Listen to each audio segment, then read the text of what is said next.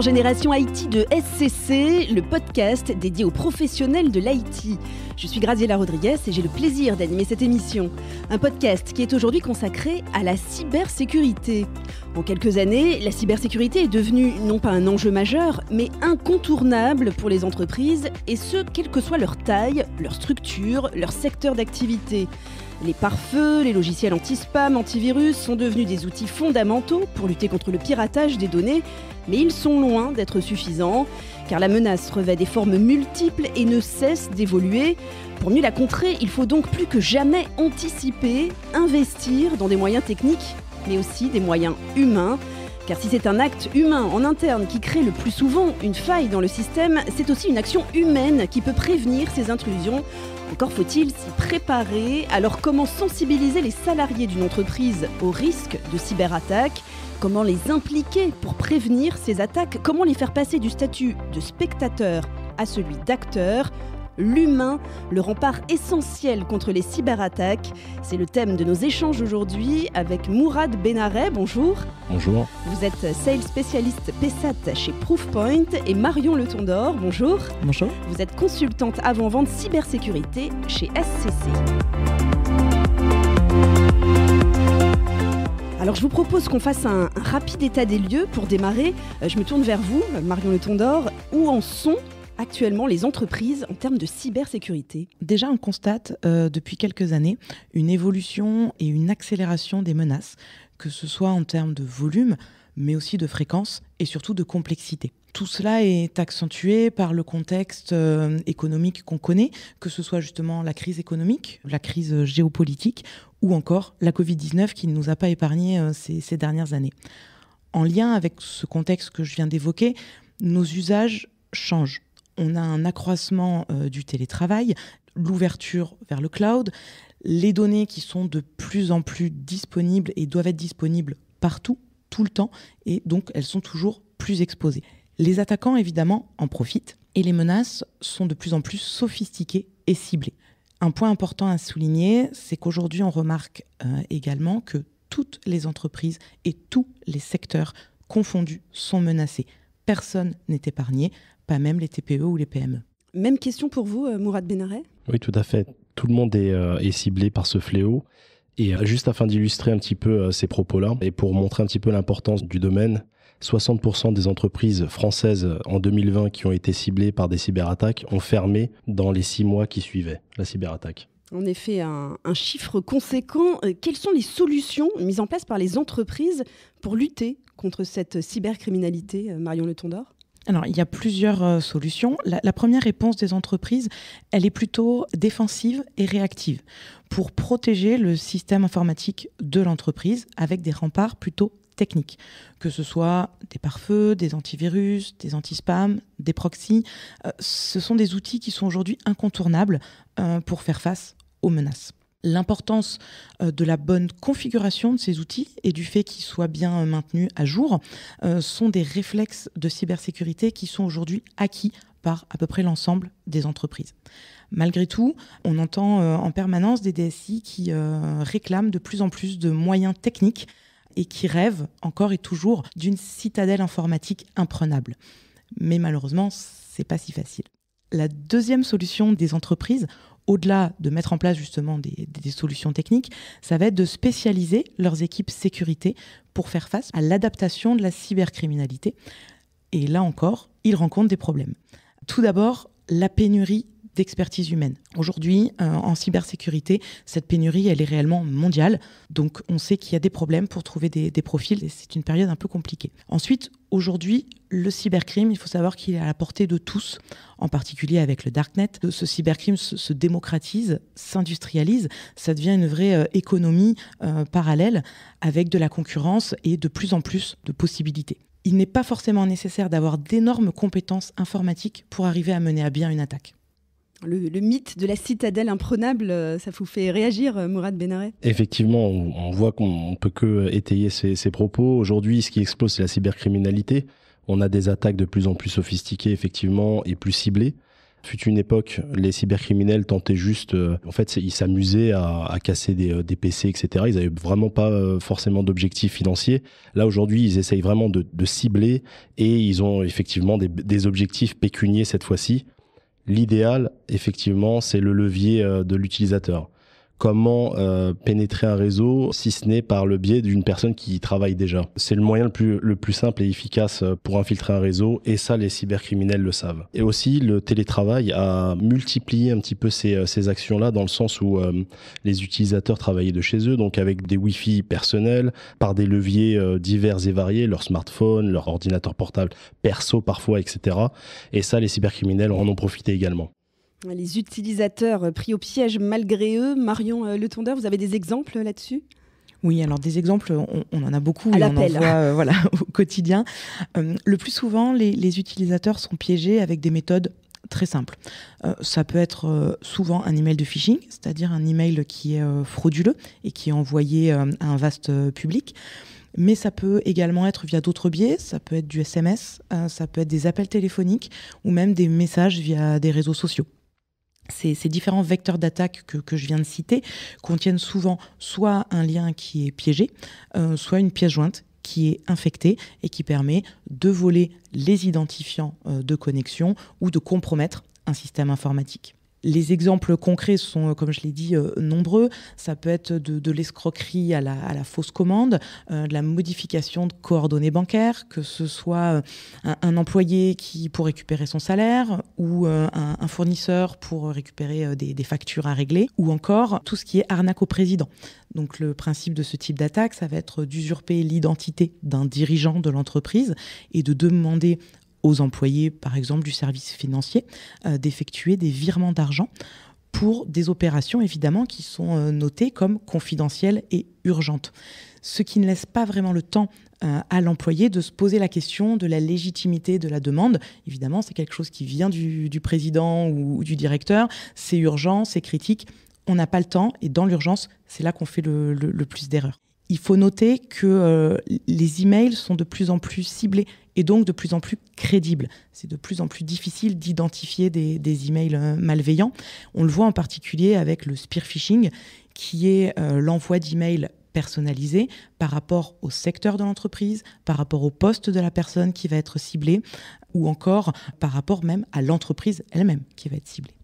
L'utilisateur, l'humain, donc, se révèle finalement, bien malgré lui, le vecteur idéal. C'est ça, finalement, Mourad Benareh ? C'est exactement ça. En fait, l'utilisateur final, c'est le levier principal et c'est le moyen le plus simple pour un cyberattaquant de pénétrer un réseau et d'obtenir les données et les éléments dont il a besoin pour parasiter, envoyer des malwares ou obtenir des données dont il a besoin. Donc, par quel biais ? Tout simplement, l'humain, l'erreur est humaine, comme on a l'habitude de dire, et du coup, en fait, par les manquements dans le comportement, la notion d'urgence dont parlait tout à l'heure Marion, sont des leviers principaux et je dirais même des denrées exceptionnelles pour les cyberattaquants. Ils s'en servent, ils le savent très bien et ils savent en jouer par du spear phishing, on en a parlé tout à l'heure, des attaques au président et des attaques de plus en plus ciblées. Donc on est vraiment dans le comportement humain et effectivement c'est par ce levier-là que les cyberattaquants aujourd'hui à hauteur de 90% se concentrent. Ça peut créer des tensions au sein des entreprises.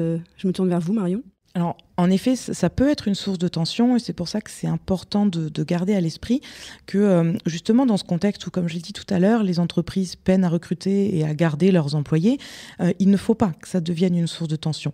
Et ça va être un des rôles de la DSI d'accompagner les utilisateurs dans la bienveillance pour qu'ils soient acteurs et qu'ils deviennent acteurs de la protection de l'entreprise.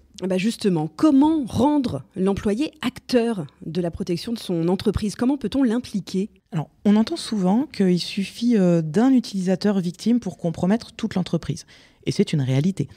Mais on peut aussi dire qu'il suffit d'un utilisateur attentif pour déjouer une attaque.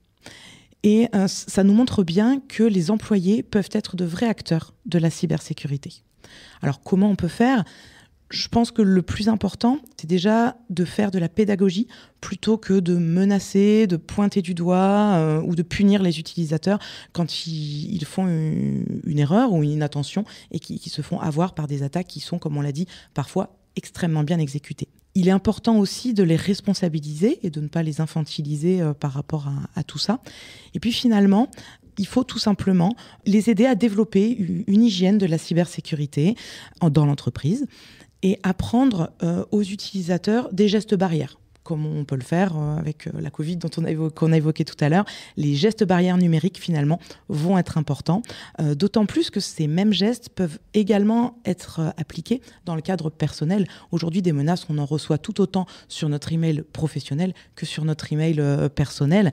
Et l'utilisateur, il voit donc rapidement un double intérêt qui lui permet aussi de protéger sa propre vie privée.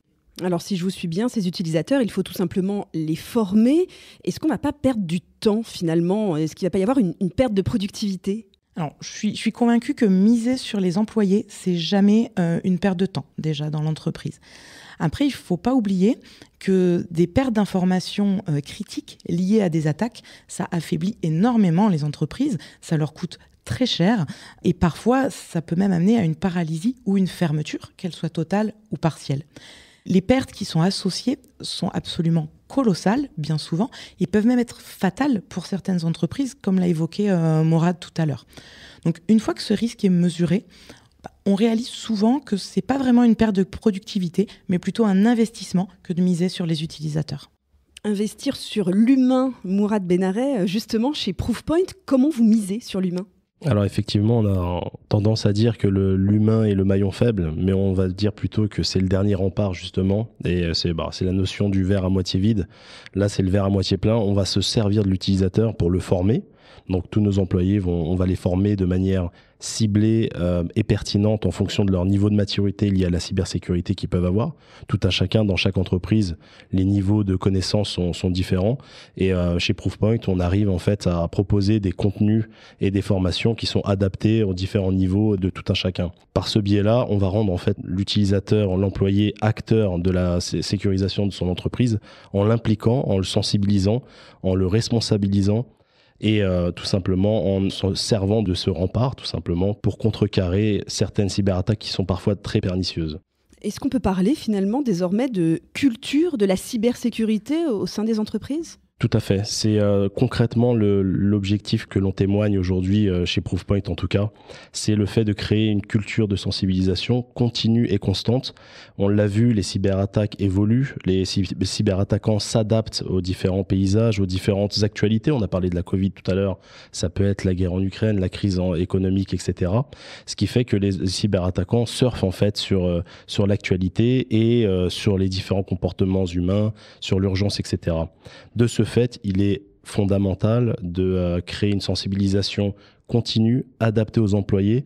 On l'a dit tout à l'heure, les entreprises ont très peu de temps pour sensibiliser. On estime que en France, en moyenne, chaque entreprise a environ 2 heures par an pour sensibiliser les employés. Donc, il faut être très pertinent, cibler les bons utilisateurs au bon moment.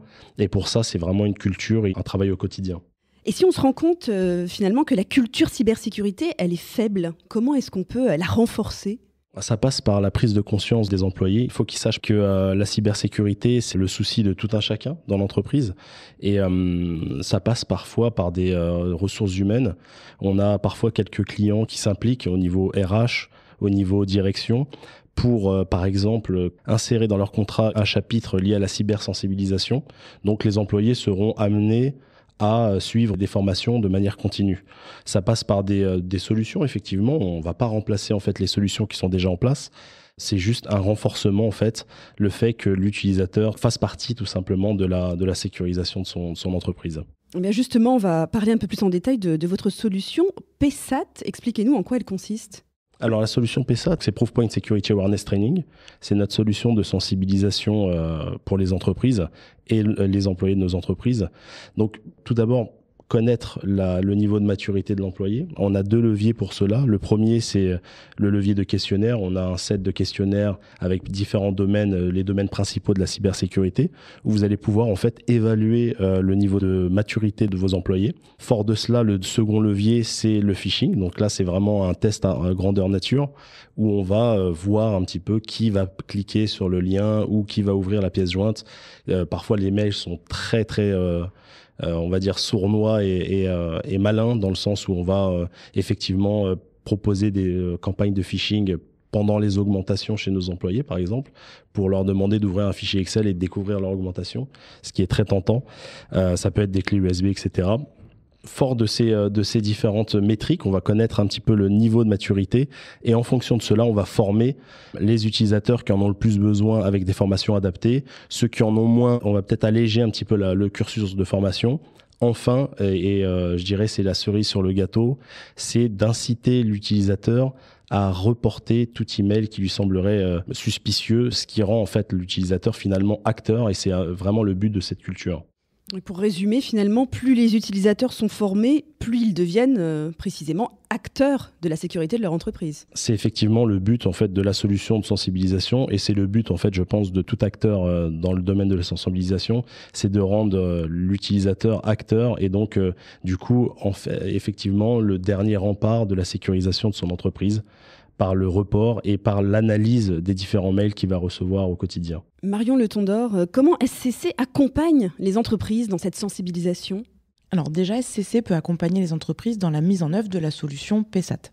Mais au-delà de cette mise en œuvre, SCC va également proposer à ses clients du service managé autour de cette solution-là pour leur apporter notre expertise et également libérer du temps aux équipes IT qui, on le sait, sont bien souvent en manque de temps. On propose un service sur mesure qui est vraiment capable de s'adapter au rythme et aux besoins de nos différents clients.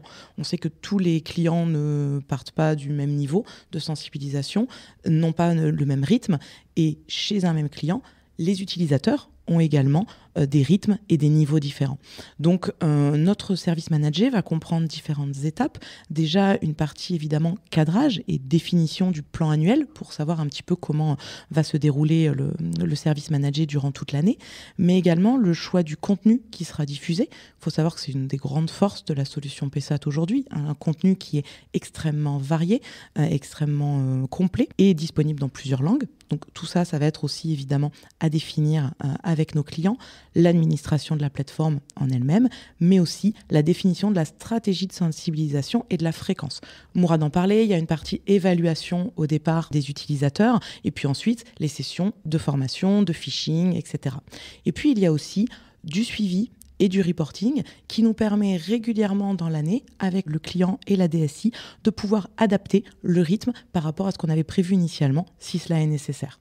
Mourad Benaret, comment fonctionne la collaboration entre SCC et Proofpoint ?